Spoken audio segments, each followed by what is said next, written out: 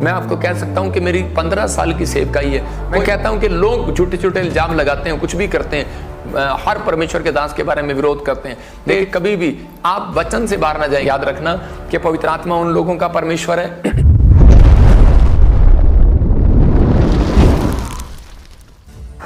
सबको जय मसीह की। मैं प्रोफेट बजिंदर सिंह अब आप सबका स्वागत करता हूं। प्रभु का दास होने के नाते धन्यवाद करता हूं परमेश्वर का भी और आपका भी, जो लोग इस समय हमारे team member, volunteer, choir member जो इस समय कहीं से भी जुड़े हुए हैं। परमेश्वर आपके जीवनों में बहुत सारी बरकत दे और आपके ऊपर वो अनुग्रह वाला हाथ बनाए रखे और आशीष दे आपको यीशु मसीह के नाम में। क्योंकि एक भविष्यवक्ता को आशीर्वाद देना जरूरी होता है कि जब वो लोग वचन को सुनते हैं और लाइव को सुनते हैं तो परमेश्वर उन्हें आशीर्वाद को देता है। आइए हम सब आंख बंद करें और परमेश्वर का धन्यवाद करें। पवित्र आत्मा जी, मैं प्रार्थना करता हूं मेरे पिता परमेश्वर, जो लोग इस समय तेरे वचन के भूखे और प्यासे हैं, पवित्र आत्मा जो लोग इस समय परमेश्वर विश्वास करते हैं भविष्यवाणियों पर, पवित्र आत्मा जी सच में मैं विश्वास करता हूँ पवित्र आत्मा तू आज इन लोगों के ऊपर बड़ा अनुग्रह करेगा यीशु मसीह नासरी का नाम में। हर एक आशीष इनके ऊपर उतारेगा। मैं इस समय पवित्र आत्मा इन लोगों की ओर दोनों हाथ करके ने आशीर्वाद देता हूं, क्योंकि तेरे दाहिने बाहिने हाथ में धन, महिमा और लंबी आयु है। परमेश्वर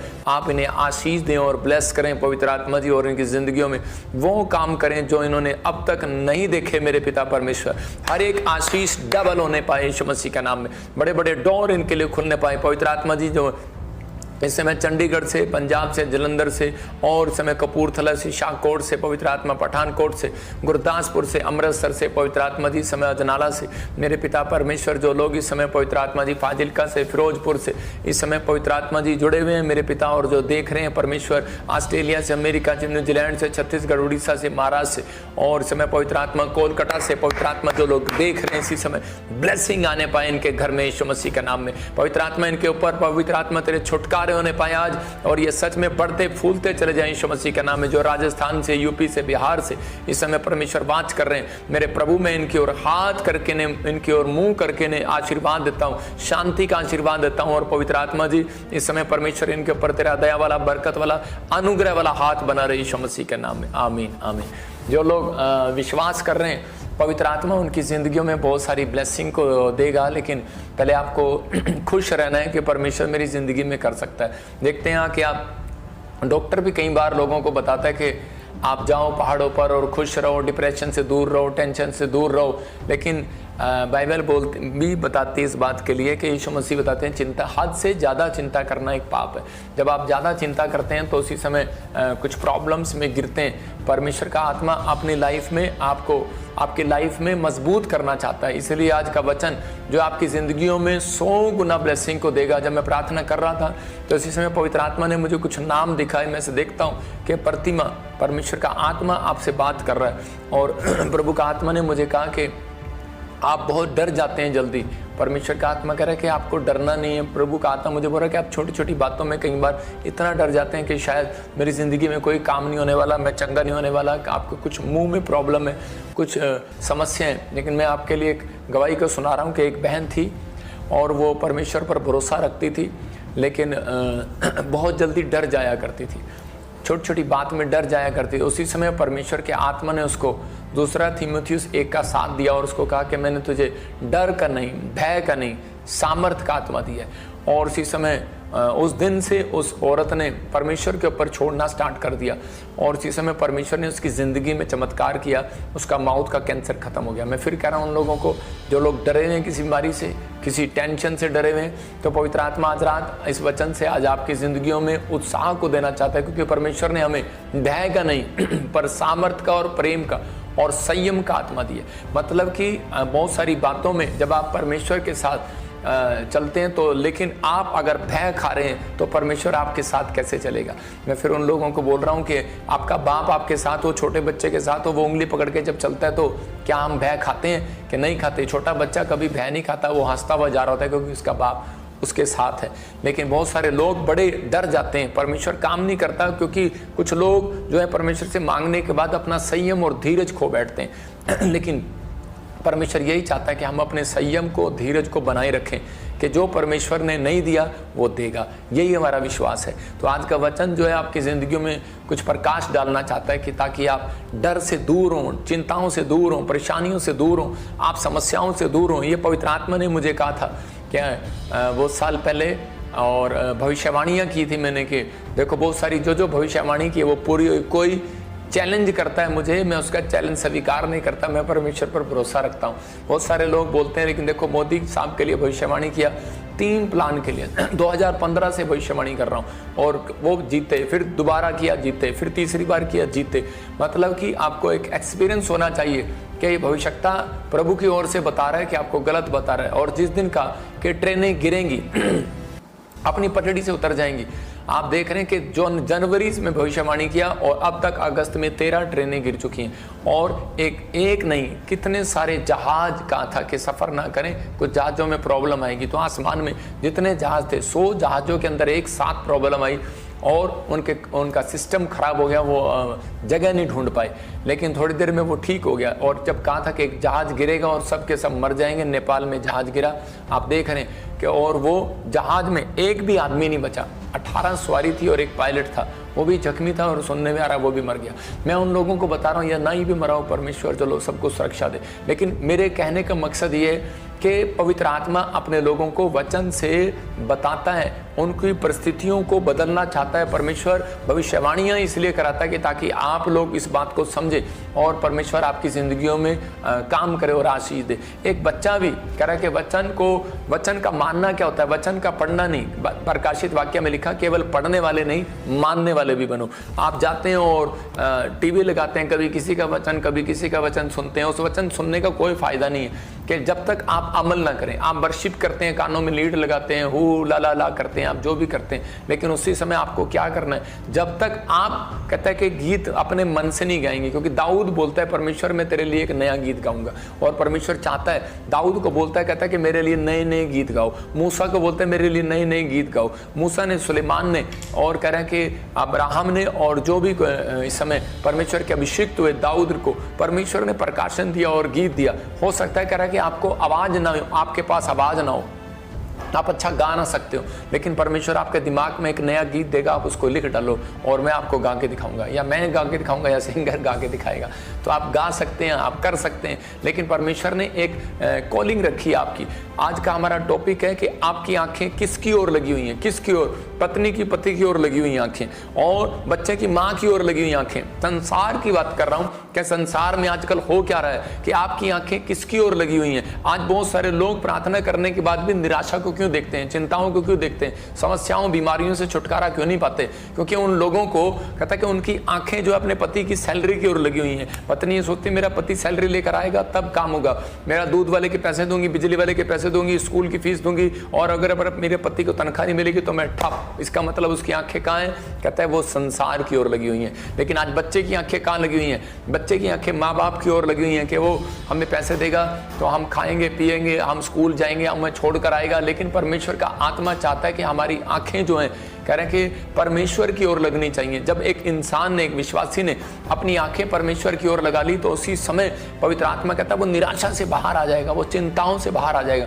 हो सकता है आप में से कोई बहन यहाँ पर ऐसी बैठी हो और वो आज बीमार पड़ गई और वो सोच रही हो कि शायद मेरे साथ ऐसा क्यों हुआ, मैं तो इतनी प्रार्थना करती हूँ, मैं तो इतनी लोगों की सेवा करती हूँ, लेकिन मैं बीमार क्यों पड़ी? परमेश्वर का आत्मा कह रहा डोंट वरी, कहता है तेरी आंखें अगर परमेश्वर पर लगी हुई हैं तो वो तेरा समय आ रहा है, तो चंगी हो रही है यीशु मसीह का नाम में। लेकिन बाइबल बताती है करे कि अगर आपने दुख मुसीबतों में अपनी आंखें परमेश्वर की ओर लगाना सीख लिया तो आपको शर्मिंदगी उठानी नहीं पड़ेगी। आज के बाद आपकी गवाहियां कह रहे कि जबरदस्ती नहीं दोगे आप, कहते हैं परमेश्वर स्वर्गदूतों को भेजेगा, आपकी टेस्टमनी एक नहीं 100 की 100 बनेगी इस महीने के अंदर।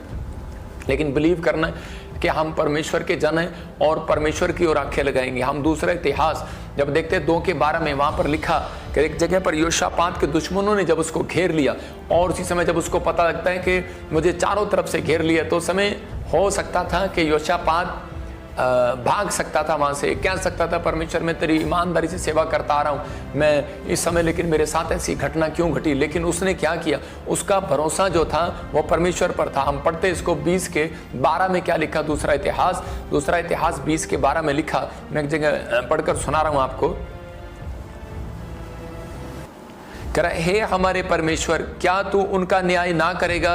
यह जो बड़ी भीड़ हम पर चढ़ाई कर रही है, उसके सामने हमारा तो बस नहीं चलता, हमें कुछ सूझता नहीं कि क्या करना चाहिए। दूसरा इतिहास 20:12 क्या करना चाहिए, परंतु हमारी आंखें तेरी ओर लगी हैं। मतलब यहाँ पर यह व्यक्ति क्या कह रहा है कि परमेश्वर का दास कह रहा है, ये राजा जब इसके ऊपर चैलेंज कर दिया, जब इसको धमकी दे दी, तो इसको चारों तरफ से घेर लिया, तो उस समय में ये व्यक्ति क्या कर रहा था, कह रहा था कि तू मेरा न्याय करेगा। कहता है परमेश्वर तू तो न्याय करने वाला परमेश्वर है, क्या तू उनका न्याय नहीं करेगा जो तेरे दास को धमकी दे रहे हैं? क्या तू उनका न्याय नहीं करेगा जो तेरे प्रार्थना करने वाले लोगों से पंगा ले रहे हैं? क्या परमेश्वर तू न्याय नहीं करेगा जो तेरे दास के खिलाफ बोल रहे हैं? ये राजा कह रहा था परमेश्वर क्या तू उनका न्याय नहीं करेगा? कहता है कि हमारा जब न्याय करेगा तो उनका न्याय नहीं करेगा। परमेश्वर कह रहा है ये जो बड़ी भीड़ मुझ पर चढ़ाई कर रही है, क्या उसके सामने कह रहा है मेरा बस नहीं चलता। इसका मतलब ये राजा होने के बाद भी अपना घमंड नहीं दिखा रहा है, ये अपनी ताकत नहीं दिखा रहा है। आज लोग निराश क्यों हैं प्रार्थना करने के बाद, विश्वास में कह रहा गिर क्यों जाते हैं? कारण ये है क्योंकि वो अपनी ताकत दिखाते हैं, वो अपना घमंड करते हैं इस बात के लिए। वो बड़ी बड़ी बातें करते हैं कि मेरे को बहुत अच्छी प्रार्थना आती है, मेरे को बहुत अच्छा वचन प्रचार करना आता है, मेरे को बहुत अच्छी भविष्यवाणी आती है, मेरे को बहुत कुछ आता है, मेरे पास तो बहुत कुछ है, मैं तो मुझे कुछ करने की जरूरत नहीं, मुझे प्रार्थना करने की जरूरत नहीं, सीधा जाकर मैं लाइव में बैठूंगा और प्रार्थना करूंगा, जाऊंगा और मैं लोगों के लिए प्रार्थना करूंगा। लेकिन परमेश्वर का आत्मा कहता है कई बार वो लोग फ्लॉप हो जाते हैं अपनी लाइफ में। लेकिन यहाँ पर योशापात ने ऐसा नहीं किया। योशापात ने बताया कि मैं बेशक डर गया हूं, लेकिन परमेश्वर का आत्मा उसके अंदर से उत्साहित कर रहा था। और योशापात ने कहा कि परमेश्वर मेरे अंदर तो ताकत नहीं है।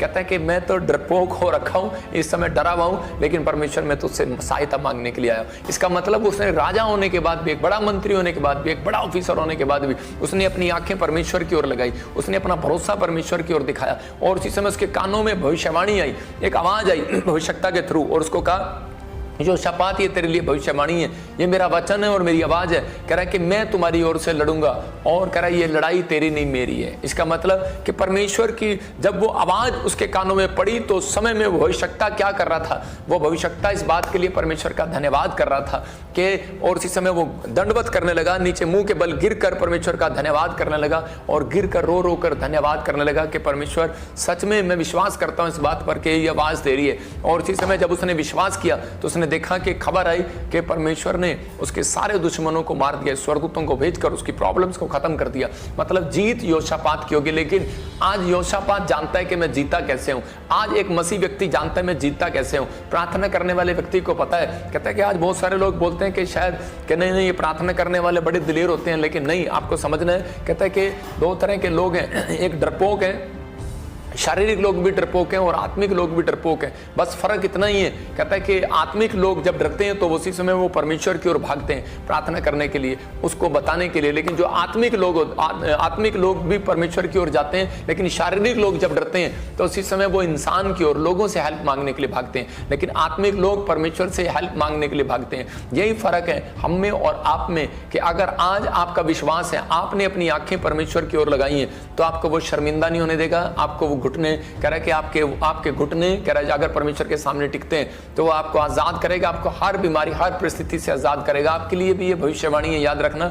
जब योशापात को पता लगा कि तेरे लिए भविष्यवाणी है, तो उसी समय कहता लड़ाई खत्म नहीं हुई, मुसीबत खत्म नहीं हुई, उसकी परिस्थितियां चेंज नहीं हुई, लेकिन उसने अपने आंसू पूछकर वो खड़ा हो गया। उसने कहा मुझे परमेश्वर पर भरोसा है, और उसी समय वो जीत गया। अगली सुबह उसकी जीत की थी। याद रखना, यही बात आपके लिए भविष्यवाणी कर रहा हूं कि यही आवाज आपके लिए कहते हैं कि अगर आज आप कहेंगे कि परमेश्वर मैं कर्जे में हूं, मैं बीमारी में हूं, मैं किसी भी हालात में हूं, लेकिन परमेश्वर मैं तेरे पास आऊंगा और तेरे सामने प्रेयर रिक्वेस्ट रखूंगा, पवित्र आत्मा कहता है कि इसने मेरी ओर आंखें लगाई हैं, तो इसको हारना नहीं पड़ेगा, जीतोगे। याद रखना, कोर्ट केस है, जीत जाओगे। आज बीमारी है, मैं कह रहा हूं रिपोर्टें नॉर्मल हो जाएंगी, तूफान उठता है लेकिन याद रखना शांत भी होता है, लेकिन वो परमेश्वर के अनुग्रह से होता है। कई लोग अपने जीवन में तूफान को बढ़ा कर रखते हैं, लेकिन अगर आप चाहते हैं कि तूफान बढ़ता रहे, तो प्रार्थना करना बंद कर दें। लेकिन मैं फिर उन लोगों के लिए कह रहा हूं कि जो लोग चाहते हैं कि परमेश्वर मेरी जिंदगी में काम करे, तो इसी समय आपको चुनाव करना है। इस व्यक्ति ने, योशापात ने क्या किया, 2 चुनाव थे इसके पास।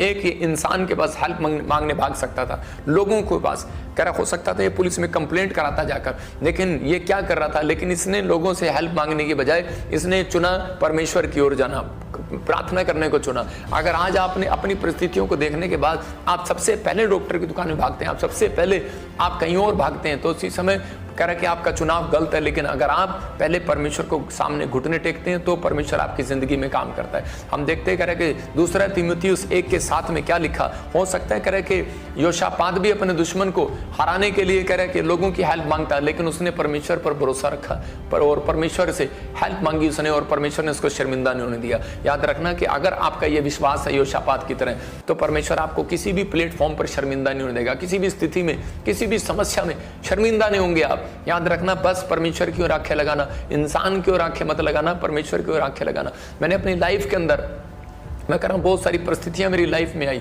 लेकिन मैंने परमेश्वर की ओर आंखें लगाई और मैंने परमेश्वर पर भरोसा रखा। मैं कभी अपने डैडी के पास हेल्प मांगने नहीं गया। मैं आपको कह सकता हूं कि मेरी 15 साल की सेवकाई है, कोई व्यक्ति ये नहीं कह सकता। मैं कहता हूं कि लोग झूठे झूठे इल्जाम लगाते हैं, कुछ भी करते हैं, हर परमेश्वर के दास के बारे में विरोध करते हैं, लेकिन कोई भी व्यक्ति मेरे बारे में ये नहीं कह सकता कि प्रोफेट बजिंदर ने मेरे से 50,000 लिए और आज तक नहीं दिए। कोई व्यक्ति नहीं कह सकता। मैं आपको बता रहा हूँ, जब मेरे पैर में चप्पल नहीं थी, मेरे पास तन पर कपड़े नहीं थे, मेरे घर में कोई नहीं था, मेरी मदद करने वाला कोई नहीं था, तब भी मैं कह परमेश्वर पर भरोसा रख के चलता रहा। और मैं कह रहा 15 साल की सेवकाई के अंदर मैंने आज तक किसी से 1 रुपया उधार नहीं मांगा। मैं आपको बता रहा हूँ कि मैं उन सेवक बनने की बात बता रहा हूँ। विश्वासी बनने से पहले तो विश्वास में तो मैंने पता नहीं क्या क्या किया, लेकिन परमेश्वर के आत्मा ने जब से मुझे तैयार किया, तब से मेरा भरोसा जो है परमेश्वर की ओर लगा रहा, उसकी ओर लगा रहा, मेरी आंखें उसकी ओर लगी रही कि नहीं, परमेश्वर देगा तो मैं खाऊंगा, परमेश्वर देगा तो मैं मकान खरीदूंगा, नहीं तो मैं नहीं खरीदूंगा। मैं कह रहा हूं कि मैं 7 साल किराए पर रहा, मैंने नहीं खरीदा। परमेश्वर ने कहा मुझे, मैं तुझे गाड़ी दूंगा, तो मैंने कहा परमेश्वर देगा तो मैं लूंगा, नहीं तो नहीं लूंगा। मैं कह रहा हूं कि बहुत लोग मेरे जीवन में आए मुझे कार दान करने के लिए, मैंने लोगों को दान कर दी, पास्टरों को दान कर दी, लेकिन मैंने उनसे नहीं लिया। मैंने आपको बता रहा हूँ, लोग आए मेरे पास करने के लिए, करते तो लोगों के द्वारा ही है, लेकिन मैं जानता था कि परमेश्वर देता कैसे है, क्योंकि लोग ला रहे थे मेरे पास सेकंड हैंड टूटी मारुति कार, कोई इंडिको कार, कोई ये कार, क्योंकि परमेश्वर कहता है कि पुराने फटे हुए कपड़े परमेश्वर नहीं लेता। बाइबल बताती है। इसका मतलब परमेश्वर के घर में कहता है कि नई चीज़ों के साथ स्वागत भेंट चढ़ाई जाती है। तो उसी समय मैंने उसको नहीं लिया, मैंने अनादर नहीं किया उस व्यक्ति का, उससे लिया और मैंने दूसरों को दे दिया। मैं कह रहा हूं कि आज बहुत सारे लोग अपनी लाइफ में तरक्की क्यों नहीं करते, क्योंकि वो अपनी लाइफ में जो है वो अपनी आंखें मनुष्यों की ओर लगाते हैं कि शायद हमें ये देगा, पास्टर मनुष्य की ओर लगाते हैं ये देगा, लेकिन मैंने आज तक नहीं लगाया। मैं आपको बता रहा हूँ कि मैं बुलेट पर गया, मोटरसाइकिल पर गया, और जब मुझे जरूरत पड़ी तो मैंने मोटरसाइकिल बेच दिया। मैं आपको बता रहा हूँ कि मैंने अपनी चीज़ें बेच कर गुजारा किया और भरोसा रखा परमेश्वर पर। कोई बात नहीं, अगर आज मैं खुदा के लिए चीज़ बेच रहा हूँ तो एक दिन परमेश्वर मेरी ज़रूरत को पूरा करेगा। मैं आपको बता रहा हूँ कि और उसी समय मैंने नैनो गाड़ी में गुजारा किया, 25,000 देकर वो बुलेट बेचकर मैंने कार लोन पर लिया और वो नैनो गाड़ी में गुजारा किया। और वो छोटी गाड़ी में लोग मेरी बेइज्जती करते थे, कितने बड़े खानदान का तू है और ये क्या क्या गाड़ी लेकर घूम रहा है, लेकिन मैंने परमेश्वर भरोसा रखा, परमेश्वर मुझे देगा।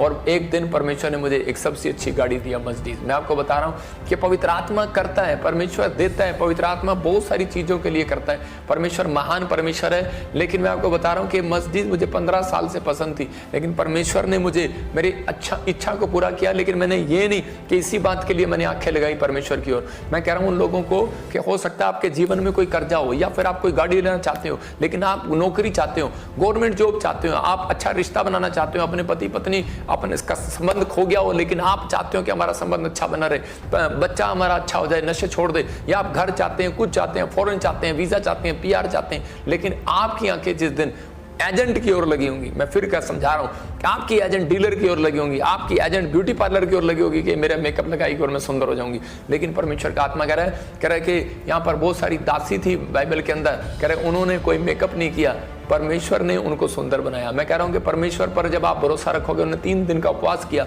और इसी समय परमेश्वर ने उसको ब्यूटी कॉन्टेस्ट में नंबर 1 किया। मतलब प्रार्थना करने वाला सबसे आगे आएगा। याद रखना कि उपवास रखने वाले लोग आगे आएंगे, वचन पर चलने वाले लोग आगे आएंगे, प्रभु की महिमा करने वाले लोग आगे आएंगे, जो लोग आज्ञा पालन करेंगे। याद रखना कि पवित्र आत्मा उन लोगों का परमेश्वर है जो भरोसा रखते हैं परमेश्वर पर कि नहीं, पवित्र आत्मा तेरे वचन से बाहर नहीं जाऊंगा। याद रखना कि मैंने अपनी लाइफ में और आपको भी ये सिखा रहा हूं कि कभी भी आप वचन से बाहर ना जाएं कि परमेश्वर तेरा वचन कहता है कि नहीं, ठगी ठटोरी नहीं करना, रिश्वत नहीं लेना, तो मैं नहीं लूंगा। अगर ये कोठी मेरी नहीं बन रही तो मैं परमेश्वर रिश्वत नहीं लूंगा, मैं तेरे ऊपर भरोसा रखूंगा। मेरी गाड़ी नहीं आ रही अगर, लेकिन मुझे बच्चों को खुश करने के लिए कार लेना है या मुझे अपने रिश्तेदारों को दिखाने के लिए फॉरेन से इंडिया में कार लेकर जाना है, तो मैं परमेश्वर रिश्वत नहीं लूंगा, मैं कोई गलत काम करके धन नहीं कमाऊंगा। मैं कह रहा हूं कि इसका मतलब उस व्यक्ति की आंखें परमेश्वर की ओर हैं। ये नहीं कि आप प्रार्थना करते हैं और वचन पढ़ते हैं और आप कह रहे कि रिश्वत कर लेते हैं और आप इधर उधर की बातें करते हैं और ठगी मारते हैं, और तो उसकी मतलब क्या है? इसका मतलब आपका भरोसा परमेश्वर पर नहीं है, आपकी आंखें मनुष्य की ओर हैं। आप सुबह जाते हैं और आंखें लगा रहे हैं, वचन पर आंखें तो लगा रहे हैं लेकिन मनन नहीं कर रहे। इसका मतलब परमेश्वर चाहता है कि वचन को सुनना ही नहीं, मानना भी